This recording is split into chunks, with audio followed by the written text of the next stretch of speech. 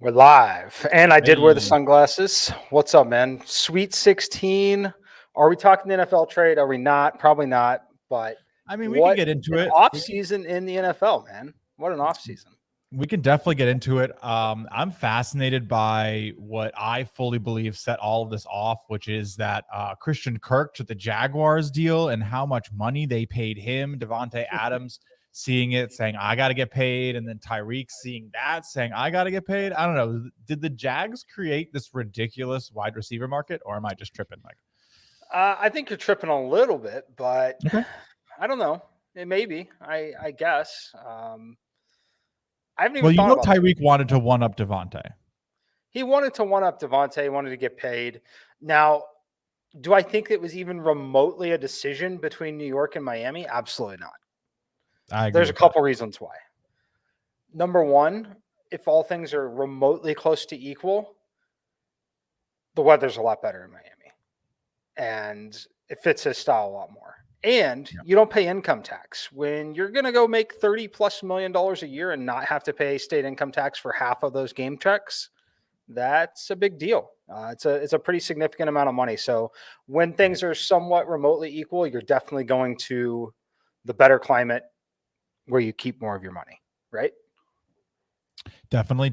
Unfortunately, I'm having some trouble with Google Chrome right now, Mike. I can't seem to allow it to share my screen or record my screen. And I just ran through the privacy applications and I can't seem to do it. So I'm not sure if we're going to be able to get these, these Sims up from my end, which is a little annoying. Let me see if what I can do. Yeah, if you don't mind looking into it. I have an idea. Sorry, guys. Usually we have these Sims up, but the StreamYard has been crazy recently. Oh, yeah, it totally redid everything. But at least we are all getting started. There's a handful of people in here. We haven't even tweeted it yet. Right. I'm not going to tweet yet until I get this number up, but I think that I can pull it up. I think I got to save it as a PDF, and then it should work. Export as PDF. Okay, now I think I can do it, Mike. Just give me 1 second. You think you can do it? Yeah. Will it happen before I get them on the screen? That's the question. No promises. Oh, put it as a background. That's not what I wanted. Unfortunately, I got you. And look, there's the background. We got both. I think I took it off. I don't know. Oh, I need to turn the. Nice. Yeah. So that's not great on my end either. What happened? No. It saved it as a PDF. StreamYard is messing with us here, guys, and I don't like it. I know what to do. I got this. I got us here. All right, let's see what we can do here. And I'm gonna send out a tweet about the show, and then we'll just start to get into everything. I kind of got us here. You know what? I think I can live with this. Yeah. I think if I put us somewhere a little more effective, we can just hop off the screen when we need it. Okay. So what'd you do? Use that as a background? No, that is an overlay. Okay. So it's everyone just getting a little glimpse into StreamYard. We're getting there. All right, we'll pull it up. We'll pull it up when we need it, and we'll keep it down when we don't. Let's get a little tweet sent out here, and we can actually start the show. But yeah, cool. Let's do it. We have a lot of cool stuff coming up, and we have some feedback loops. Nice. All right. So, Mike, 8 games next 2 days, right? And then another 4 over the weekend. Do you want to start with any specific one? What are you feeling? Do you want to start just go time-wise, the first game of the day? Yeah. Okay. I think it makes sense with so few games to just hit them all, start with the very first game that the good people are going to see. That's what I would do. So. Okay. So tweet is being sent now, and that means we can get started. All right. So first game of tomorrow. We got, you know what? I'm not mad that we don't have day games right now. I can live with it. 7:00 is okay with me. I definitely miss that California time with games starting at 4 p.m. instead. Right. But yeah, let's take a look at what your Sims have here for the Arkansas Gonzaga game, and then we can break it down a little bit. As we're seeing, the line has jumped to 9.5, opened at 8.5 a couple days ago. Yep. Mike, your Sims have 11. Do you think we're going to get to 10? You think we're going to get to 10.5? What are you thinking? I think we get to 10 for sure. At this point, we would have expected if we thought that it was not going to go up to 10, I would have expected it to be a hard 8.5 or a 9. I get that they don't want to leave even numbers out here in these situations. They want to go ahead and get the win or loss condition on both of them. However, yeah, it's definitely trending that way. I know a lot of people like it. A lot of people like the trendy dog pick. A lot of people like to bet dogs blindly almost at this point in the tournament, especially when these numbers approach, might even approach. We're over 3 full possessions at this point. Yep. I think it's wrong. I think that, again, my number is 11.2 on it. I think that's where it should be. My struggle for Arkansas is they've looked a little uncomfortable when they played against teams that don't play with a ton of pace. Gonzaga can definitely play both ways. They can play with pace. They can play a half-court game if they need to. But where Gonzaga thrives is playing with pace. And I think they're better at playing with pace than Arkansas is. So Arkansas will be somewhat comfortable playing at that pace, but it's not going to shock Gonzaga at all. If you watch Gonzaga against the Memphis game, the only reason they came back and were able to win that game is because they just decided to play with pace and they outran the other team, right? Yep. And that's what I see here. But what it really comes down to for me in this game, Arkansas does one thing incredibly well. They get to the free throw line. Yes, they do. The problem is Gonzaga doesn't foul a ton, and they don't have to foul a ton because they've got Holmgren down there who's big and long, and it really helps, right? Not having to commit some of those fouls. Arkansas has shot 50 free throws in the first 2 tournament games that they've played. Literally 50. That is crazy. They scored 53 points in their last game. 22 of those points came at the free throw line. Wow. That's so they shot 25 times. 22 of 25. Yeah. Yeah. 22 of 25 is an incredible shooting percentage from the free throw line in this format with these college kids. That's a great number. Yep. The issue is if you're relying on that game in, game out, you're not going to last very long. And I don't think they can score enough points to keep up with Gonzaga, if I'm being completely honest with you. You've seen that game where they're getting 20 points a game from the free throw line. I don't see that happening against Gonzaga personally. So I like it. 11.2. I think it closes at least 10. I don't disagree with you. As maybe some people know, if they watched the mega preview the other day, I took this one around 8.5 myself. Not around. I took it at 8.5 on the show. That's the only place my picks have been so far. Giving the Sportsline crew some love.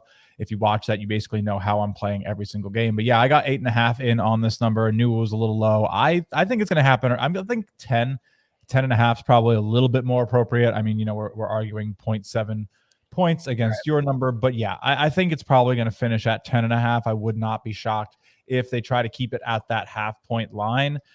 11 feels pretty doable though, and just to sort of build on top of what you were saying, Mike, Arkansas is the 5th best in terms of free throw attempt rate in the country, but Gonzaga allows the 45th least amount of free throw attempts per 100 possessions. So there's only like a few teams that are better.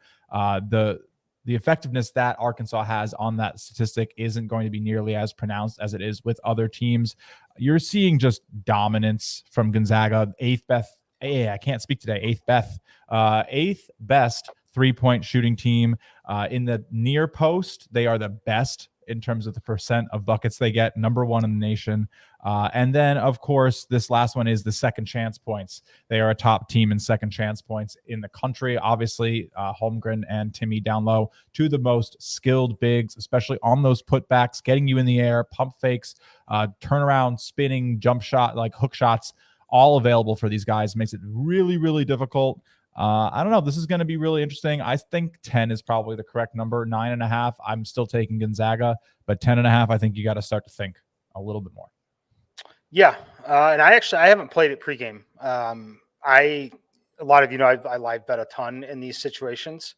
This one projects as a very similar spot for me. I do think that there are scenarios where this can be a tight game up till halftime, first 5-6 minutes of the second half. I would love to find a scenario where I'm betting Gonzaga 5.5 at some point in this game, whether they're tied down, tied with 15 minutes left, 14 minutes left. That number comes down to just under 2 full possessions. I really like the way that they're going to close the game, and I really like them late in the second half. So that's personally what I'm waiting on. I probably should have played it at 8.5. I incorrectly thought that the market would move the number back to 8 for me, which is just a much more friendly number still. Never got there, so I've missed out on it for now, but I'll be looking for the in-game play for sure. Yeah. I think it's going to be really interesting to see how this one turns out. As maybe is expected, this Arkansas team has played much, much better against teams that allow them to get to the line. And that I think is going to be a big problem here. If they're relying on so many points, I'm going to go check their distribution actually on KenPom. Give me 1 second. If they're looking for so many points at the line here and they're just not going to get them, I mean, you're talking about 40+% of their points in that game where they scored 52 and 22 or 23 at the line or whatever it was. Like that is above 40%. So I'm imagining here when I look at this data on Arizona, on Arkansas, who's 18th in the country. Yeah, their free throws, the 6th highest distribution percentage. So they get 23% of their points from the free throw line. Average in D1 is 18%. Yeah, it's pretty interesting there. I think they're going to have trouble. I'm just going to look at Ken's rank for how many Gonzaga allows. Oh man, yeah. Gonzaga allows there's 15.7% of their opponent's points at the line. That's a 7% dip from what Arkansas expects. Yeah, I'm on Gonzaga, and this only makes me more confident. Yeah, definitely agree. Not much to talk about there. I do still kind of lean towards the over, which is not necessarily conventional at this point in the tournament. Well, Gonzaga just gets the ball in the bucket so fast. It's just, are they going to be encouraged to go that fast? If we look at the speed ratings, according to Haslametrics, Arkansas is the 48th fastest team in the country. Gonzaga is the 13th. That's what I'm saying. Like, they want to play fast. It plays into Arkansas is literally going to play into what Gonzaga wants. I just feel like maybe they know that they're going to do that, and their game plan might be to come out in a little bit of a different look to not let that happen. But I don't know. I feel like if you're trying to beat Gonzaga, you might need to beat them at their own game. You might need to get transition buckets, because if you try to play methodically out of the half court, they're just going to do that better than you too. So yeah, I think Arkansas does need to play into its strengths, but that definitely has a high potential to backfire and lead to like a 15-point Gonzaga win. They're still waiting for their dominant performance. I mean, yeah, that run against Georgia State was nice, like 20-something run, but I haven't seen a wire-to-wire Gonzaga blowout yet, and I think it's coming. I think they're due. They are a great team. That is where I'm at. Next game. Let's see what we got here on the schedule. I just got logged out. It's Texas Tech Duke. No, it's not. Sorry, it's Michigan Villanova. Villanova. Yeah. You want to pull the Sims back up on this one? We got to talk about it a little bit, because my head leans where you do on this game. Mm-hmm. I was a little stunned to see where my number was. Like, before I ran the simulations on this game, I was expecting Villanova to be -6.5. Like that's where I was making them in my head, right? I ran the computer numbers here. We got -4.9 and 131 basically on the total, which is about 4.5 points below the total out there. And that part of it makes sense to me. I can get to the underplay. Me too. But man, I'm stunned that I didn't have Villanova more than 5-point favorite, and the market has also agreed and reacted. This thing's down to 4.5 in some spots. Really? I didn't think we'd see it below 5, and at least on MGM right now, you do have to lay -115 if you want 4.5 with Villanova. But I think this one hits 4.5 across the board by the time this thing tips off. That's very surprising to me, honestly. I mean, I'm high on this Villanova team, and we can talk about what really makes a team a contender, right? And I think Villanova has everything.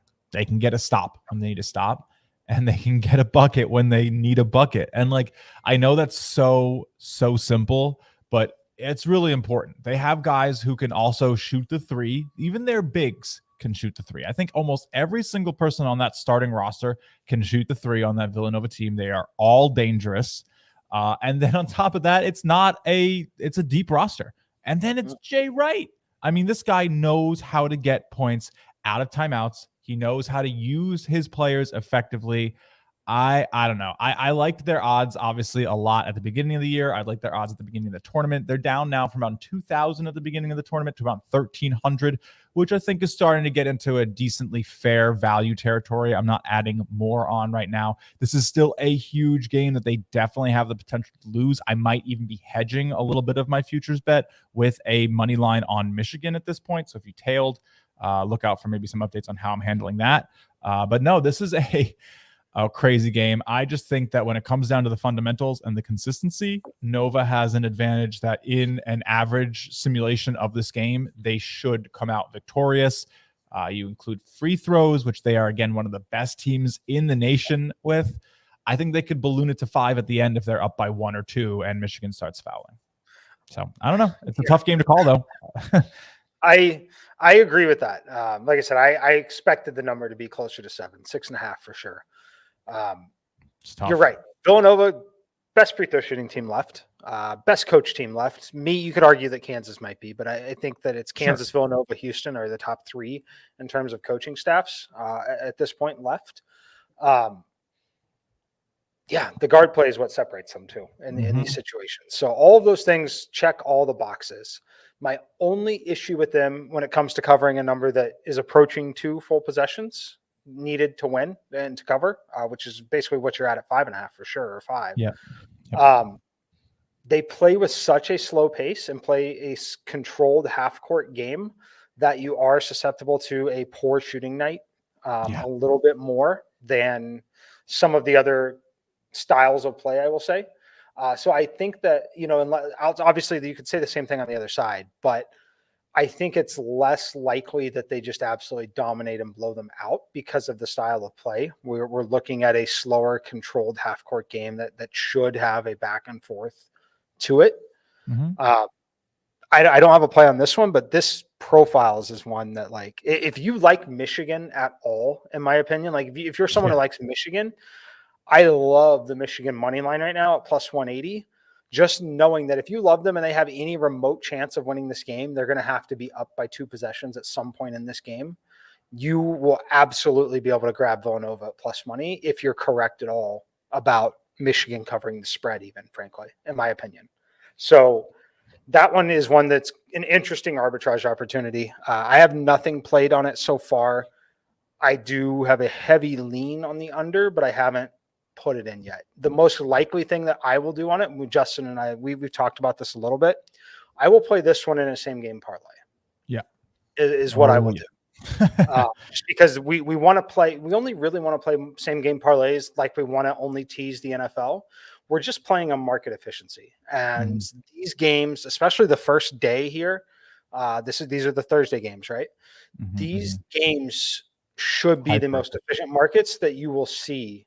Maybe outside of the 2 Final Four games, but certainly more efficient than Friday's games, more efficient than Saturday or Sunday. These opening 3-4 games on Thursday should be the most efficient lines you've ever seen in college basketball this season. I would imagine that they are. Yeah. I mean, if you ask me when you're going to get the best lines on a college, like the sharpest lines for this type of play, it's this weekend, and it's probably the last 3 games the next weekend. It's just the way it's going to go.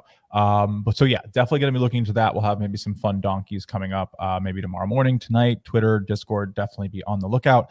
Definitely some good stuff coming. But I really wanted to touch on some of the statistics, the statistical side of things for this Villanova and Michigan game. Some things that are going to make a lot of sense, but still need to be said. All right.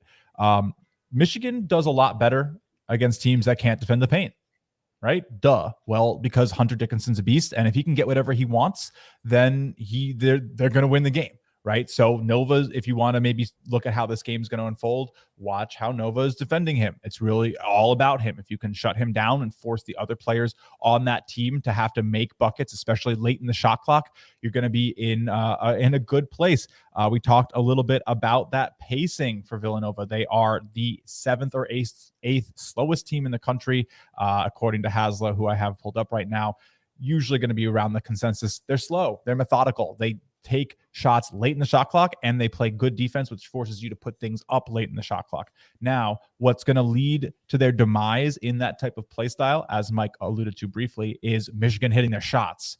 If you aren't getting a lot of shots up, but you're still hitting a lot of shots, the percentage creeps higher. What Villanova has to do is going to be more. And they've shown that this year. Villanova has specifically struggled against teams that have shot well from behind the line. So if Michigan looks like they're going to have a hot shooting night, there might just not be that much Villanova can do except for trying to match it, which could lead to things falling a little bit more into Michigan's style of play. So if Michigan's going to win, they're definitely going to need an early lead, because this Villanova team is just not really built to come from behind. They're not. They're meant to win wire to wire, consistent play, tight games. But if you get a 5 or 6 point lead, you're cruising by a couple possessions, everything changes. So if you want to bet it live, I'd definitely be on the lookout for how the first 5 minutes go. It should tell you a lot about this game.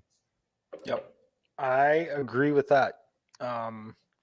Cool. Not a lot else to say other than I can preview the same game parlay on it. It's basically going to be Michigan plus 4.5. And it's going to be, not Michigan, excuse me, Villanova plus 4.5.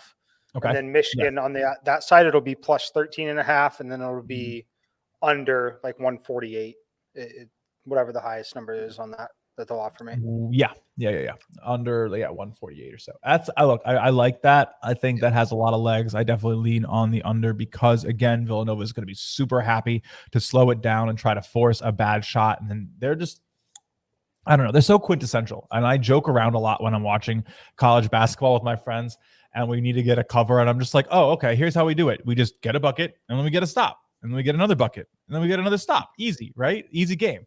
But Villanova is literally meant to do that. They are built to get that stop, slow you down, force a bad shot late in the shot clock, and then get an effective bucket from their incredible guards. They're shooting bigs. They have good floor spacing. Oh, man. Gillespie is the type of player who can win you a Sweet 16 game. I'm in it. Sure. Let's go. -5. I love it. Nova's my champion, so I really need the money line too. I'll be screaming at the TV for the second game on Thursday. Yes. All right. Let's pull the Sims up one more time. More than one more time, but we got to pull them up now. We'll pull them up. This is the game everybody wants to talk about. I want to talk about it. I think it's fantastic. Texas Tech and Duke. Duke is plus 1.5 right now at -115. We're close to seeing this move to 1, which is kind of what I thought that we would see. I've got Texas Tech by 2.5 in the simulations here. Pretty close on the total, actually dead on the total. It looks like 137.4 for me, 137.5 in the market. It's trending back towards buying on Duke. This thing's about to flip to 1 in every spot. My theory is that we see this close to a pick'em. I think we continue to see action on Duke. I think that Texas Tech is still the sharp side, and I think it's pretty evident of that. But I do expect a lot of buying on Duke as we lead into game time. I lean Texas Tech. 2.5 is where I've got it, up to 137. I'll let you start talking about this one. I want to hear your thoughts on it again. Mine have been relatively straightforward on Texas Tech all year, and we'll talk about defensive efficiency, all that in a minute. But I don't remember if you're on the same side as me on this one or not. So tough, Mike. This one is maybe one of the toughest. Let me check my sheet, because this is like the Texas VT game from me last week. I was going back and forth on that one a million times. I didn't really know which side I wanted.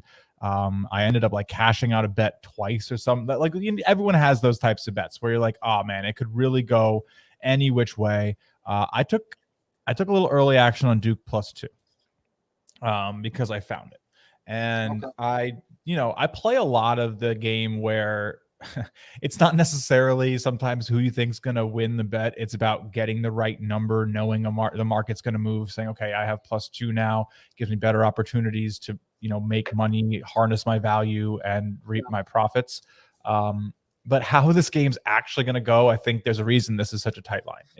There are a real balance of possibilities with this game.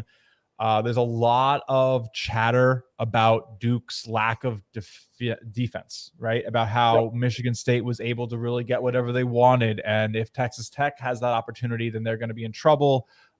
We saw correct me if I'm wrong. Was it TCU? No, TCU played Arizona. It was Notre Dame. Man, trying to remember all these teams and every single tournament too. Jeez. Okay, but I really like Notre Dame. I actually had Notre Dame to upset Texas Tech in my bracket. You can go look at any of the brackets I'm in. I had that one called. I almost had it. We were yelling. We had tickets for like the +600 money line when they were down early because we knew that they had shot makers. So Texas Tech being able to beat that really good Notre Dame team that wasn't getting nearly enough respect is a big deal to me. I don't know. I think, they beat one ACC team. I think the next one sort of comes at them with the same type of look, a lot of offense, not a lot of defense. Texas Tech has one of the best defenses in the country, but Paolo Banchero, I cannot pronounce his name even after a whole season. That's a big guard. That is a big boy with guard skills. I mean, he literally, you see him dribbling and you're like, oh, that's their guard. And then you see that he's like 4 inches on their 3. And you're like, oh man, like, is this guy 6'10"? And he is, but he can play like a guard. Like he's so NBA ready.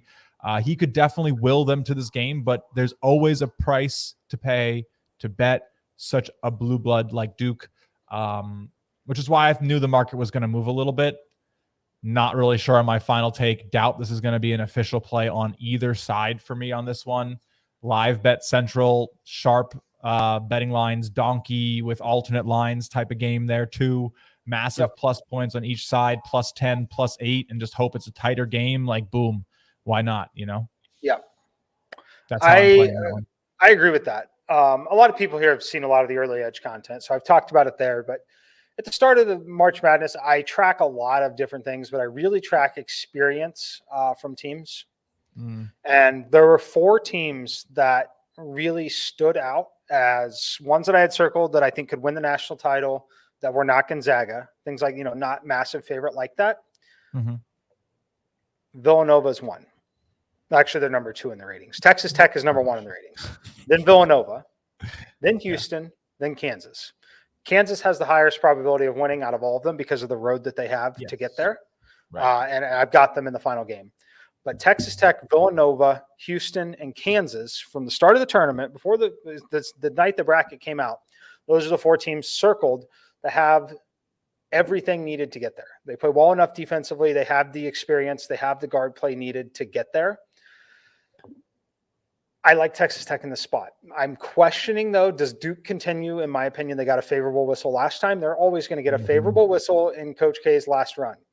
They had 12 fouls called on them total in the first game, 11 in the second game.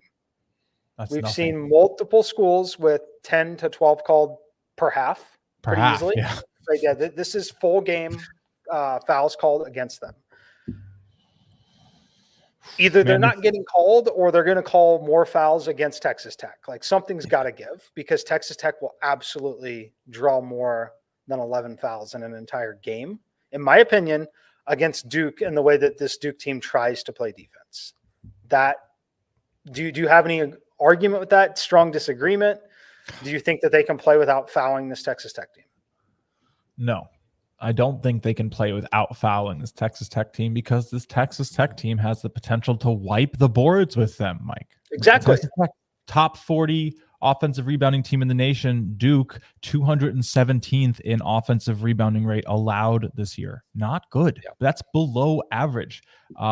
I'm a little worried. And this is getting to be, you talk about experience, this is getting to be the point where the average player having less than a year of college basketball experience for this Duke roster starts to become a problem. This is a big game. You're not just in your opening pod anymore. You are moving on. This game's in at the Chase Center in San Francisco. Crowds are going to be out. This is the Sweet 16. This is Duke I don't know if Texas Tech travels quite as well, but this is where like the pressure starts to mount. I'm not really sure. I mean, again, Texas Tech also is deeper, 58th in bench minute percentage, while Duke really relies on those starters at 313th in bench minute usage. If they get into foul trouble, it could be bad fast is the problem, right? So, and yeah. I mentioned the 4 teams that I had circled there. We had 5 teams circled on the negative side that could really get hurt. There were Arizona, Duke, LSU, Auburn, and Tennessee. Auburn, Tennessee, LSU only 2 of those all remain. Bowed out of the tournament earlier than expected. All of them out of the tournament earlier than expected. Well, I mean, you could have called the LSU one from a mile away. I mean, I don't really. Sure, they lost their coach. It's a bunch of kids. They had no chance in that first round against Iowa State. I don't care what anyone said. We called that one. Sure, but they're favored in the game, like 6-point favorites in that game. It was a bad line, but all right, fine. Right. Go on. Arizona could have very easily lost to TCU. Oh, yeah. Very easily. Very shaky at the time. Ben Matherin's legit, lost to Michigan State. Those teams have been very, very shaky. So just saying, Duke, like Arizona, is on that list. They've been on that list since the start, before the tournament started. The other teams are on the good side of the list. We will see what happens here. It's going to be a tough one. Live bet the heck out of this game because there's going to be swings in this game. And the good news is, especially live betting, Duke still has the Duke tax when there's live betting involved. Yes. They get favorable. You're going to get favorable lines betting against Duke when you're live betting against Duke. Whenever you're live betting against Duke, whenever you're betting against Duke, you get favorable lines. 100%. It's like betting against the Yankees. But all right, that's gonna be a good game. I'm really excited about that one. You're pushing me a little bit more towards Texas Tech as we watch it. I'll probably come up with the final decision tonight. It's tough, man. That's tough. If I can live bet it though and get like Texas Tech plus 3.5, I'm gonna be thrilled. That's the key number I'm gonna look for.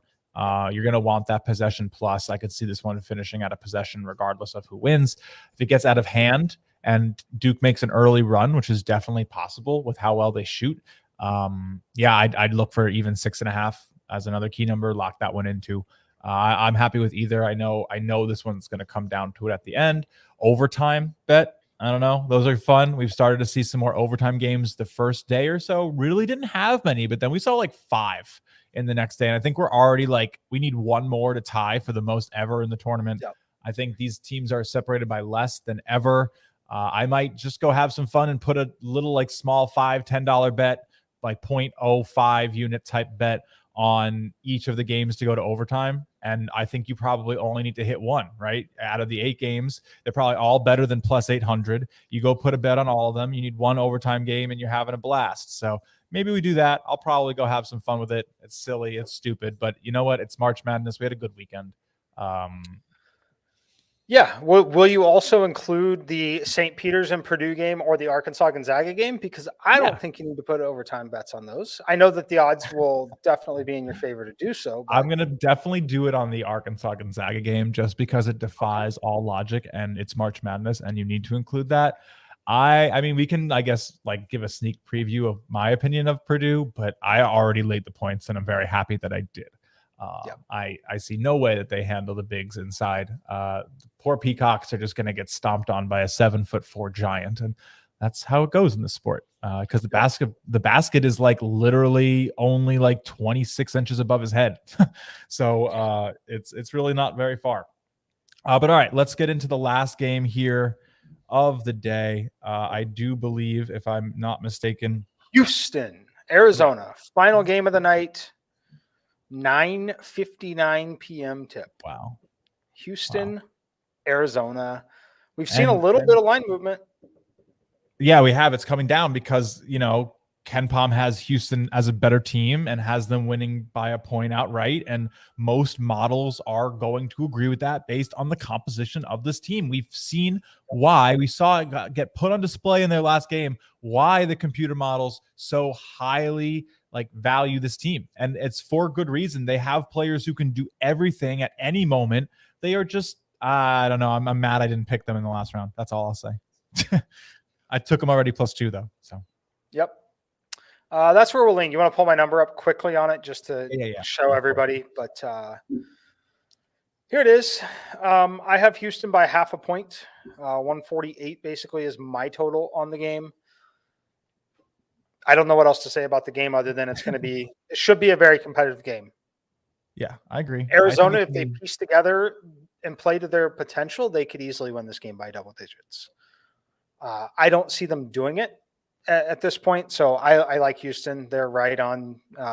Some people got 2.5. It was free money almost in terms of value at that. Much like the Duke game is trending to close at 1 or pick them for the Duke side. Right. I think this one closes at 1 as well. I do think people continue to buy on Houston just because, like you said, Ken Palm has it. Every model out there has it. It's going to be a trendy pick for people to talk about. It's just one of those spots where I think we're looking at a +1 and not the 1.5 or 2.5 that you could have had when the line opened. Agreed. Definitely agree. This is one of those spots where you watch enough college basketball and you look at Mike's model and Ken Palm enough that you realize, okay, there's a really good chance that I can predict which way this is going to move. And, again, taking the points, it's nice to be right when the points that you get go down. But let's talk about what's actually going to happen here, because if Arizona had those types of problems with Kerr playing off of a clearly bad ankle, isn't a reliable shot maker at the end of the clock if he can't get the lift he needs. Now, it is a nice little couple days here. They played Saturday, so they get 5 days, right? So 5 days might be able to help, but I'm still not sold, if that makes sense. I really think that if TCU gave them the scare, that Houston should have a similarly suffocating defense with maybe better shot makers. Not even maybe, definitely better shot makers, better transition attack, better, half court sets too. I know TCU. That's their big difference is the half court sets, their efficiency in those, and they're just a better coach team. No disrespect to TCU, for sure, but this is a premium version of TCU. Yeah. TCU was benefiting again from their strength of schedule and the committee's maybe like slight disrespect towards the Big 12. Of course, a lot of Big 12 teams got in, are still doing well. I mean, to have Iowa State and TCU get as far as they have and Baylor go home before either of them is pretty surprising. But nonetheless, the Big 12 has continued to show up. I mean, Iowa State could continue to show us wrong with this Miami game that we'll talk about in a little bit. But yeah, I don't know. I really think that this one is going to come down to it. Great live betting opportunity if you can get +3.5 on either side with a run.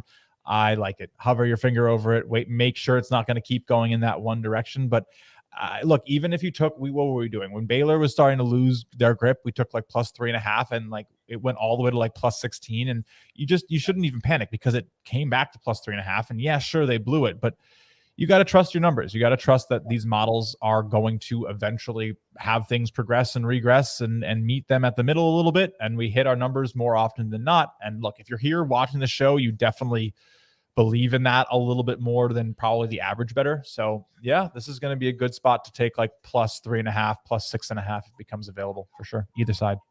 Yep. Last comment on it is just watch the style of play. This is probably the biggest contrast in style of play that's left in the tournament. Arizona, the reason why they've rated so well in some models across the season, the reason why we think that they're so good, the reason why everyone is high on them is because they love to get up and run, play with pace, because they have superior athletes almost every single time that they step on the floor. Yeah. At this point, the competition, Arizona is still clearly the more talented team, clearly the better athletes. I don't think there's any debate between that. But Houston is a better basketball team. What to watch for here is, does Houston try to run at all with Arizona? Or have they watched enough film to literally at all costs pack it in? Because I do think that they can out-execute them if they pack it in and play a half-court game. I definitely think they can out-execute them. What they have to look out for is that blitz that you talked about. You've got to avoid the 16-0 or 16-2 Arizona run. That, to be honest, is likely to happen at some point in this game, right? It's very likely that, which is why I'm so bullish on live betting it, because I think that there's a ton of scenarios where Houston is down by 6 to 8 points in this game at some point, right? And when that happens, because of how good Arizona is and the way that they play, the live betting models are going to have them as 7, 7.5, 8 point favorites. And I think you're going to be able to pick up a really, really, really good number. So don't panic if you miss the 2.5. there's probably going to be an opportunity for you to have a better number. And if not, then it's okay. You missed out on the bet and you don't have to play it, right? Yeah. I mean, look, if you're somebody who, I mean, I struggle with that same thing. Like, oh man, but what if it's a great bet? What if my +2 or my +1.5 now on Houston? What if they just come out and run away with the game and I never get any action on it? And I miss out on my chance to live bet because they just dominated and the number never got favorable. There's a lot of ways to look at this. I am totally fine with going and putting less than a third of your unit on the early line that you side that you like, and then leaving 7/10 of your unit or 2/3 of it to play around with live. If you really want some original action. But look, if you really like that starting line, there's nothing wrong with that. I mean, that's how we bet most of the time. 95% of my bets are straight bets placed before the tip off. So, and even more so, I mean, most of my bets are placed about 16 hours before tip off. I mean, there are handicappers out there who, and respectfully, I don't mean this any disrespect, but they wait till the end to know every single thing about the game, while sometimes what Mike does with our simulations allows us to get an early attack on the line based on our simulations. So I don't know. It's pick your poison, pick your flavor, different strokes for different folks. There's so many ways to bet and have fun and enjoy it, and maybe try to take home a little bit of profit. I don't know if you saw, Mike, but I think I posted my numbers this morning, 4% over the last 30 days. It's funny because that's a really nice return in gambling, but it just sounds so small. It sounds small. It's, betting on sports and gambling in general is definitely not the easiest way to make money in the world. No, it's just not. Hard. It's fun. It's a heck of a lot of fun. The only other thing I'd say about that, yes, the FOMO is real. And I think some of the FOMO on that too also comes from betting sports like football. Basketball is obviously a continuous game back and forth. Right. It's highly likely in these tournament games that teams go on scoring runs. It's just the nature of the sport, right? Now, where the FOMO comes from is someone betting the NFL, right? And we jump on a play at 7.5. The market moves it to 6 by game time. Massive movement in the market, not a favorable number. You sit out, you're upset because our 7.5 point favorite went out and scored the touchdown on the first drive of the game. They're never going to be 7.5 again in this game. And you don't have that opportunity, right? So that's where some of the FOMO comes from in terms of the betting. But in a sport like college basketball, which is the runs are not unusual. It's very, very common. Like in this Arizona game, I fully expect Arizona to score at least 8-0 run at this game. Like at least one 8-0 run. That's 3 baskets, Right. That's what I'm saying. Right. Yeah. So don't fall victim to the FOMO too much. It's pretty crazy how the impact of the scoring mechanisms of NBA impact our understanding of the score, right? Like if I tell you a team's down 9 points, you're like, oh man. You don't realize, sure, is that technically 4.5 2-pointers? Yeah, but that's still only 3 possessions, and that can happen in 45 seconds in this game. If the other team's trying to match a shot and answer, which does happen a lot, especially in a more egotistical based college game, especially late in the year. I don't know. Actually, debatable if the NBA might be more egotistical. It probably is, hearing myself say that out loud. But no filter up here. If you've ever wondered if I actually think about what I say before I do, I don't. Who does? But nonetheless, I really think that this has the potential for those types of runs from both sides. There's good defenders. There's, streaky, quick trigger shooters on both sides who are willing to take open looks if they feel they have them. I'm very excited about this matchup. This is probably going to be one of the most fun. I'm hyped that it ends the evening. I would be shocked if that one doesn't come down to 4 points in either direction. I would be shocked. But I think the whole day Thursday is just insane, right? All the Sweet 16 is awesome. We got except for maybe Purdue and St. Peter's, but the other 7 games are all pretty great in my opinion. Yeah. Let's hit Purdue and St. Peter's. We'll make this one quick. It should be quick. St. Peter's is in trouble, in my opinion. It's a great story. I've added the Peacock to my Twitter little handle, whatever. I love the Peacocks. Incredible story. They're in trouble against Purdue. Shot quality had a 2% chance that they would beat Kentucky. And so you basically just, picked your number on the roulette board and hit it pretty much with how they played, the shots, the good looks that they missed. For for Kentucky. The bad shots that St. Peter's hit, like every single point mattered. They won by a hair. A little bit better chance to win the next game. They were like 20%, 25% chance to win that game based on shots taken. But they probably it's just such an improbable Cinderella run that it really makes you see how crazy this tournament is, how like hard it is to actually get anything on the nose. Nobody had this happening. There's like, do not go put the 35,000 odds bet on FanDuel for them to win the tournament. Don't even take them money line to win this game. It's just not going to happen. And if you want to know what, you want to come yell at me if it does tomorrow or on Friday afternoon, please, I will eat it up because it will be one of the most historic upsets in the entire college basketball NCAA tournament dance history. This Purdue team was ranked number 1 for a couple weeks there when Zach Edey was really going off in the middle of the season. Jaden Ivey's no joke. Backup center Williams is an NBA level prospect. They're going to have no answer for the size of this Purdue team. And then on top of that, they're skilled. Yeah. If you watched them play Texas, you got to watch them shoot free throws. They're going to shoot some free throws in this one. They're going to shoot some free throws, Mike. Yep. Let me pull up the sim really fast, just so people can pull see it up it. And we'll leave them up while we start talking about Providence and Kansas. I gave them a ton of respect in the Sims. I'm not going to lie to you. I manually bumped it 2.5 points just because Purdue may not keep the foot on the pedal as they blow them out. The backdoor cover, they're only up 18 and could still cover 13 in the final 2 minutes. As some of these kids that are playing for St. Peter's, it's their last and only chance to be on that kind of a stage. They'll be chucking till the end, even if they're down 20. Yeah. So I did manually make that adjustment, but I think this line should be 15, to be honest with you. Kansas Providence, though. We disagree on this one, I think. And I love that the market hasn't moved it yet. I love Kansas in this spot.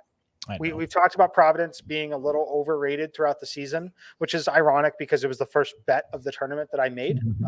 And I loved them in that spot. And it got to the point where they offered value. Yeah.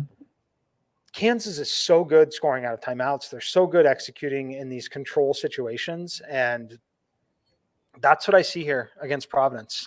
Simulations love them.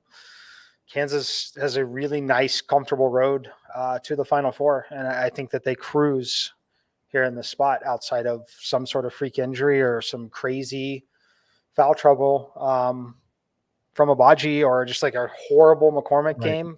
I don't see it. Talk me out of it because I love Kansas in this spot. I know. And I love Kansas too. Don't get me wrong. I hate Kansas. I went to the rival school, Kansas State. That's where I went to school. I hate Kansas, but I love them in this spot. Right. I don't usually bring my personal feelings about school. Right. I don't. My affinity with college basketball is purely about winning bets. So I like Kansas because they did play well this year. They had, good potential to win you money if you knew how to take their matchups. I just feel like this is one of those scenarios where like the model loves it like too much that I start to be like, what's missing? Three points of value. Like what are the books really missing that much about this game? And I tend to think they're not. Like you said, this is supposed to be one of the sharpest weekends or a couple of days here for the book. I think it comes down to that Providence defense slowing this game down, giving those points more value, and why they just could not lay 10.5. I think if they put 10.5 out there, it would have gotten swamped down. I honestly think that it might even close at 7. There's so much sharp action on Providence right now. I just think that they have the ability to find shots. They have kids who make shots they're not supposed to. And you can call it luck for so long, but once it becomes a season-long trend, it needs to be a part of the expected result for how they do. And I just think that the models have yet to really accredit them for their clutch shot making, their clutch defense. I don't even know how they do it, Mike. I don't know how they do it. Their coach is on fire. He won the Big East Coach of the Year for a reason. I watched them play live. I think is his name Watson, Nate Watson down low. Is that their big guy? I think it is. That is a big boy. And I think he can bang down low with these Kansas guys. I think Remy Martin might be feeling the pressure on his shoulders a little bit. He's been missing some gimmies, and all it takes is one missed bucket to get a cover. At the end of the day, Kansas just wants to win. 7.5 is a lot of points, 2 possessions. We just need to, keep it within 2 possessions, even get that little free point at 7 if it's 6. I like it at 7.5. I'd like it anywhere down to 6.5. I'd probably play this just out of principle. Yep. I think Providence puts up a fight. I'm happy to get this one wrong because I have a lot of futures on Kansas. But yeah, I think Providence puts up a better fight than expected. I'm on the 7.5. It's not my favorite pick of the weekend, though. I'll tell you that. Yeah. I'm worried. When I picked it before your numbers came up and I saw your simulations and I was like, oh, it's so similar to me to the Arkansas Gonzaga game. Yeah, that's fair. So, I get it. The last thing in the memory of a lot of people here is Providence blowing out Richmond, a team that put together one heck of a run to even be in the tournament. Like they shouldn't have been in the tournament. No offense to them.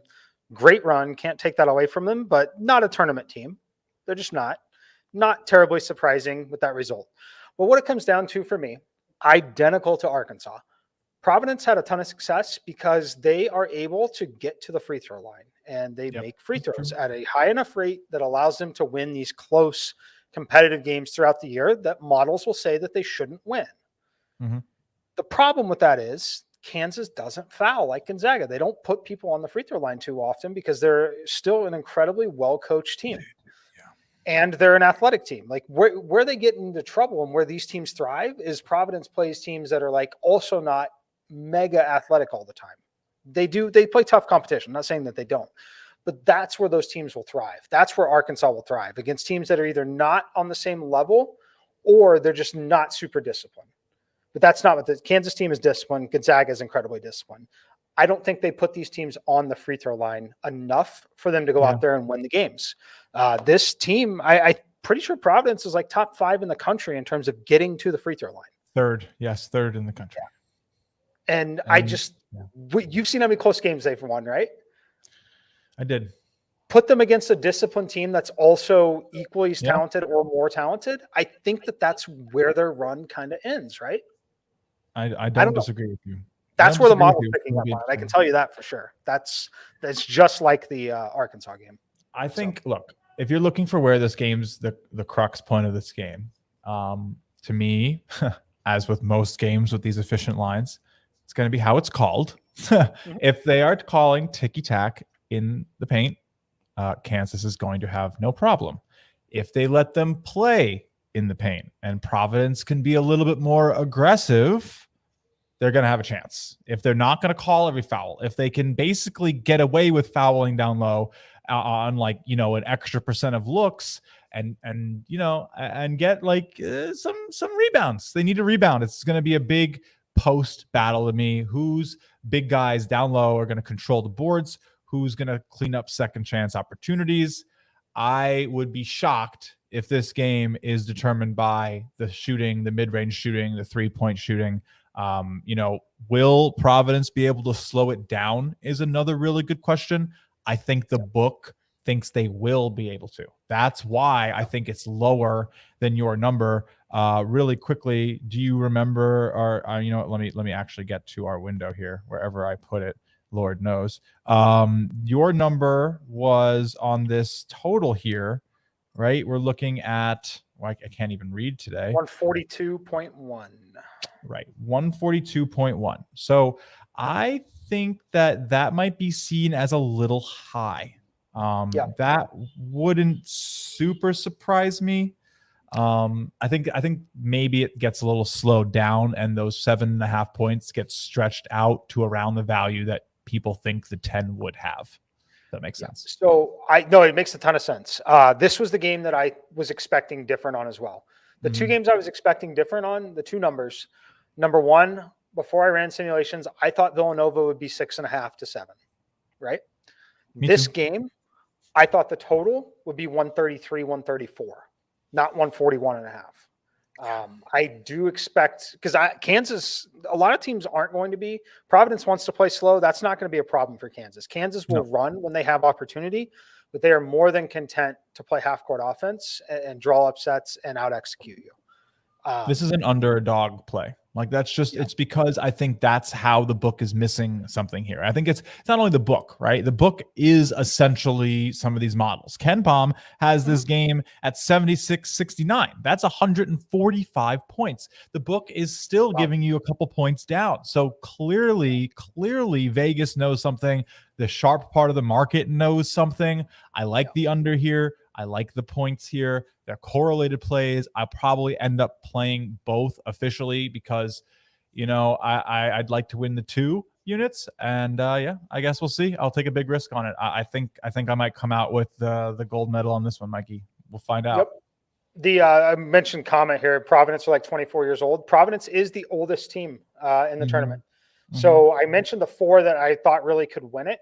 There's 3 other teams on that list that qualify, but I excluded them because I don't think Providence can win the national title. The 3 teams that were excluded were Providence, Texas, and Arkansas. They're the 3 teams that have a ton of experience, and they've all overperformed in the tournament, frankly. Maybe not Providence overperforming. Texas kind of overperformed, played those games. One played a competitive game. Arkansas still alive.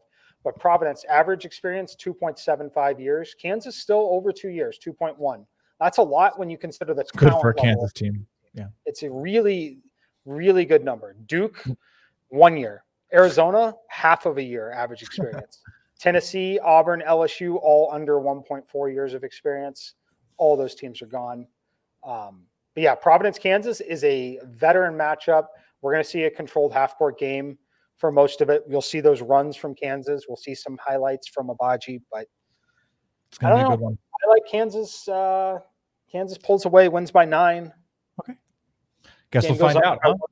We'll have to see who's right this weekend. But all right, a couple more to go. It is we definitely want to hit on them all because it is such a treat. All these games are awesome. But all right, this is for the 25th, by the way, guys. We are on the second day. Let's talk a little bit about this Iowa State game. Or that's the last one, technically. North Carolina, UCLA. Yeah. I mean, this is a tough one, though, Mike, because aren't we sitting here basically waiting for Jaquez's injury news to predicate what we want to do with this game? I know, like, when I wanted to put down an initial play, I definitely lean towards North Carolina because I don't think you just bounce back from a grade 2 ankle sprain in a week. But I think if he can walk, he's probably going to try to play. That's just my anticipation because that's what I would do. If I could move, I'm going to try to suit up and get on that court and give it a go. But I guess it comes down to what he's actually able to do because he might be the most important player on that court. Very important player. I will tell you that the market has mostly made up their mind on it. We got news that he's going to play, right? That's basically the news that we've seen. The news is he's going to suit up. He's going to give it a go. Right. That sent the market from 2 to 2.5. Simulations say it should be 4 if he's 100% healthy. Now you have to ask yourself, right? You have to ask yourself, is he nowhere near healthy? And that's why the 4 is now 2.5? Or is it 4 now 2.5 because we're giving North Carolina a lot of credit because of what they've done over the last few games, and they've finally figured it out as a team, right? And that happens at times. It's tough. I tend to think that the 1.5 point difference, and I'm not saying my model is perfect, but I think it's been very good in many situations like this. I think it's very clear that the line, like you put these 2 teams on the neutral court, most simulations are going to tell you it should be about 4 points is the difference between the 2 with their body of work. So you have to ask yourself, the 1.5 points that's missing, is it coming from UCLA's injury situation or is it coming from North Carolina's level of play? Do you think it's dead even split down the middle? I personally think it's coming from UCLA's injury situation, and that is why I am not betting this game. That's fair. It's very fair. Despite my model says 4. It says 4. Yeah. It's tough. This is a tough one. And I'm assuming that's because your model is using Jaquez as a fully healthy player. And I just don't know that he is. Teams have no reason to say he's like, why would you give the other side an analytical advantage to know that they don't have to prepare for him at all? Like, say he's playing, and then if he goes out there for the tip and can't move, or there is like a really good chance that if he looks stiff in warmups, this moves to a pick 'em or +1. If he doesn't look good in those warmups when he's taking his pregame shots, if he's not, or even worse, if he's like not out there warming up with the team at first and he's getting like stretched off to the sideline, man, you could see some overreactionary stuff. I don't hate grabbing the 2.5 points if you think there's a decent chance at that. If you know ankle sprains, if you watched how he looked, how he was walking off after, it might be tough. He might not get the same lift. You change your shot and you try to go out there and you think you're jumping as high as you think and you're taking shot. It's not easy. It's definitely not easy playing on a sprained ankle, especially in a highly competitive game where you need to have every single step to take these defenders to the rim in the way that he does. His first step is what makes him a good basketball player. And if you can't push off of that ankle in the same way, or worse, if it hurts, if you do, you're going to end up playing like a little bit of a decoy. But counterpoint, UNC, you want to talk about a tale of a team that you just don't know what you're getting. This is it. UNC, though, 14th on Haslametrics in terms of their ranking. They have been playing really nice basketball since the beginning of February, but they do have some terrible games in there. That loss on the 11th to Virginia Tech by 13 points in the ACC tournament was not pretty. One of their worst games of the year was against this Miami team that's still in the tournament on the 18th of January. They lost by almost 30 points. They lost by almost 30 points to Kentucky in December. They lost by 9 points to Pittsburgh. Like this team, and you saw it with that collapse when Baylor got the score tied, they can just shut off. They like forget what they're doing out there and they look like nothing the way they did 5 minutes before. So I don't know. I have a hard time trusting UCLA to play a full 40-minute game. They are a great team to live bet against, in my opinion. If they make that run, I think they're just very mentally bad at the game of basketball. And basically like it looked like they checked out against Baylor. You can't check out against Baylor and rack up the win and say this is done. We can just basically mentally go home. I worry that they are susceptible to problems like that. And there are other similar type of problems. Like if you're down, like throwing in the towel instead of maybe like pushing hard to try to tie it, even though you're down 20. I don't like the UNC team. I got to respect what Bacot can do. Those guards are playing great basketball. If Davis can keep up that play and Bacot can continue to dominate down low, they might be able to sleep for 5 minutes each game and still win. I don't know. Yeah. This game is confusing as hell, Mike. I don't really like this game. To me, you mentioned it with the Kansas game, right? To me, it all comes down to how they officiate this game. Yeah. It's massively important on the North Carolina side.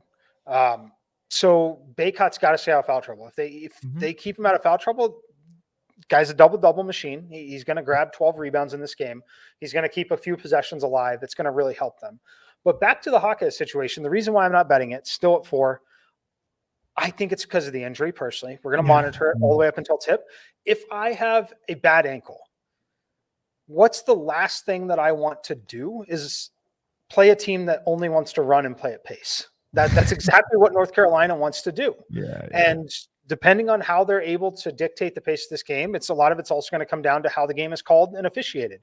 But if it's not ticky-tacky and they can run and Bacot can have his way, that's not the situation that I want a bum ankle to be playing in, personally.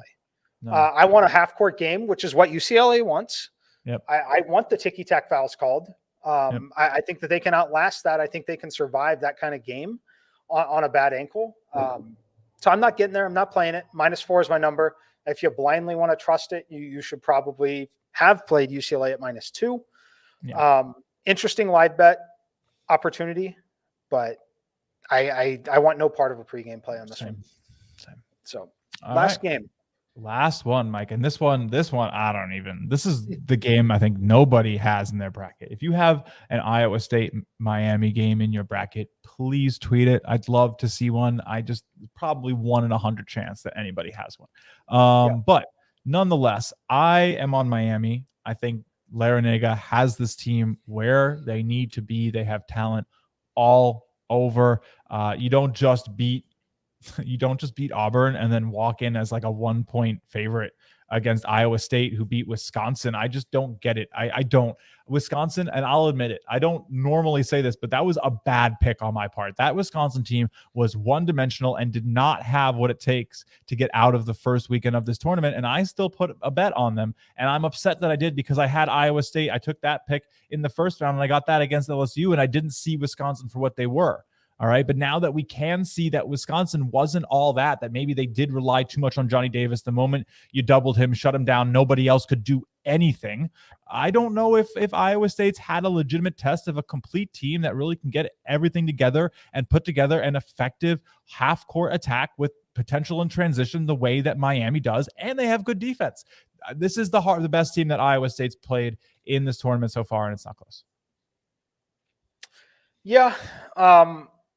Anyone that's watched the early edge and the mega preview we did, we talked about this game a little bit. Yeah. I lean towards Iowa State in this one. So Iowa State picked last to start the season in the Big 12, won their first 12 games of the season, played very competitive against the Big 12's three best schools, won 2 of the games. Then once they got into conference play, they fell off a lot after teams kind of had the book on them. But they've been really good in these neutral site, unknown type of games. I think that it continues a little bit here. Another thing that I talked about a lot too is the location of this game being in Chicago. The other game in this set is Kansas-Providence. I fully expect Iowa State and Kansas to dominate the ticket sales in this one for the potential Big 12 meeting the next round. So I think a worst case scenario, it plays like a favorable neutral site environment. I definitely don't think it plays like a road environment at all. We don't expect Providence or Miami, especially Miami, to really travel well with fans. I like Iowa State in this kind of format. So I think the number's close where it's at, where it should be. I think it probably should be a pick 'em, but I'm going with Iowa State in this one. I get it. I do. When I'm looking at these statistics, I think that Miami, their transition attack on this Iowa State defense is going to be a little much. Miami is 7th in potential quick points off breakaway steals in the nation, and Iowa State is 120th at stopping them or allowing them, however you want to look at it. Again, Miami really nice in the near paint, those close buckets, one of a top 15 team in that and in the mid-range percentage, both of which Iowa State has a problem defending. What Iowa State is good at and why they beat the teams that they did is because they are one of the best 3-point defenses in the nation. 9th best percentage allowed for their defense for the 3-point shots. Here's the thing though, Mike, Miami doesn't take them. They don't need them. They're not going to be out there looking for the 3 in order to win this game. They're going to go to that mid-range game that they're good at. They're going to get the ball down low into some of those big guys that can get the ball in the bucket. I don't know. I think this is it's going to be very interesting. Miami does have a sneaky defense. I mean, I know everyone loves that Iowa State defense, top 5 in efficiency this year, but I think that has a lot to do with the fact that they played teams that love shooting the 3 and they were good at stopping it. I don't know. I think the inside presence for Miami wins this game. It's playoff basketball. Being able to score down low is one of the most important parts. You can't just chuck 3s and win games anymore because everyone's dialed in. So I guess we'll see. But yeah, I'm laying it with Miami, man. I love them. I think this is a good pick. I told you it was my favorite pick of the weekend, and you challenged me immediately. I challenged you to it. So yeah, we've got a showdown on it. I'm going Iowa State here. I think the Big 12 body of work really prepares them well for these situations, especially in Chicago. So I love that argument. I made some good money in the first round off of that argument. But I can't really that one I can't argue against. The Big 12, that record quality is legit. They've played teams better than this a good amount. So pretty much every week. Honestly, just not in the tournament, just not in this tournament, not in the last week and a half. So I don't know if that is what wakes them up a little bit and you see a little bit more of what happened when they did play some of those great Big 12 teams. But this is not we are getting a treat, man, with that one ending the second night. I'm hyped. So, all right. If you guys are interested, I think, in a more formal recap of those picks, come watch the Sportsline live shows tomorrow. We're both on the early edge in the morning. I believe I'll definitely be there. I'm not sure if Mike will be, but I'll have my picks for the day on the show officialized and on Sportsline and everything. I know we had an ask for some NIT picks. I don't know if you simulated anything, Mike, but I have not. It is a baseball prep week for me, so I should be doing that too, but I'm too distracted with basketball. I was literally up sweating the Bonnies and literally MTSU late last night. A lot of fun. I love these tournaments. So Wake Forest, Texas A&M. This is a really, really good game, guys. Like I understand why Texas A&M is being looked at as the favorite, but I think the books probably have it wrong. I like Wake Forest on the neutral court, and I understand that this probably is going to be a big home court advantage for A&M playing at home in College Station. Yeah. But man, that game gives me pause. I like the under 145.5 as my favorite play there. This is a chance to go on to the Final Four at Madison Square Garden. Points are going to be at a premium. Under 145. I think I'm going to go to that first, the quarterfinals or the semis at Madison Square Garden. I'm going to go down. I'm going to see the old what was it? It's the old A10, because Xavier used to be in the A10, and now they're playing Bonnies, who are still there. So that's that battle has some blood to it. So I'm really excited for that. And then the winners of these games play. So yeah, I'd go with the under rather than a side. I know Larry, I think, is on A&M. I understand the pick. I like a Wake Forest live plus 3.5, plus 6.5, depending on how the game starts, as my favorite play on that one. Then Washington State, BYU, another 2.5 point line, home team getting the 2.5 points. This one I think is totally wrong. Give me Washington State. They looked so good. I think this BYU team is a massive fraud. Maybe if you've really been watching, I might be wrong and they've really come into their own. I have not been watching enough of the NIT, especially over the weekend. BYU apparently beat UNI and Long Beach. I don't really think the Long Beach win's that important. I got the UNI pick wrong, but this is really them being good at home. But I don't think that Washington State's going to get blown up like this. I like them to win the game. I like the money line. I like the points there. Go ahead and take Washington State. I'll probably bet on that one. Tweet it out. Another under. I just think this is an under scenario for both those games. 140-point games in potential to send to a Final Four just doesn't make sense to me.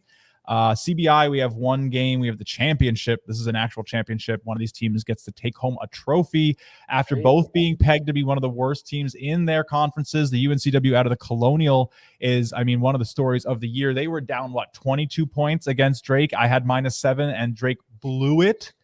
Oh, man, that was so infuriating. But nonetheless, UNCW right now +4, MTSU -4. This one is at a neutral court, Ocean Center, Daytona Beach in Florida. I don't think that really impacts all that much. I like this MTSU team, but I understand taking UNCW in the points.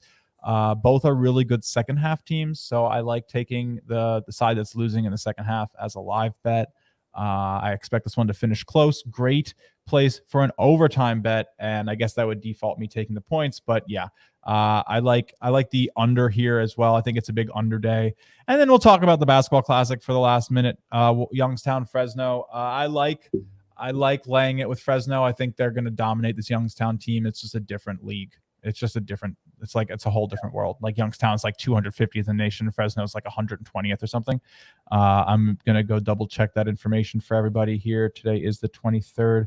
Fresno is 78th in the country. Youngstown is 259th on KenPom, predicting a win of 615 points. I like laying it. I think there's just no way that Youngstown can keep up. Fresno has the 33rd best defense in the country. Youngstown has the 311th best defense in the country.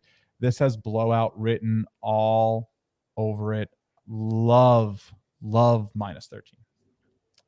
So Washington State, live betting the other couple, and should be a good day. So I hope everybody enjoys some basketball. Tomorrow's even better. But yeah, catch us on the Sportsline stuff tomorrow. And thanks for tuning in. Let me see what time's the early edge show tomorrow night. 6 p.m. Eastern. During the games, we're going to be sweating some bets. Yep, 6 p.m. Eastern. Oh no, game start at 7. It's a preview. Yeah, it's before the game. It's a lead into the game. Cool. So, awesome. Lead into the game, 6:30 Eastern. We'll see you guys then.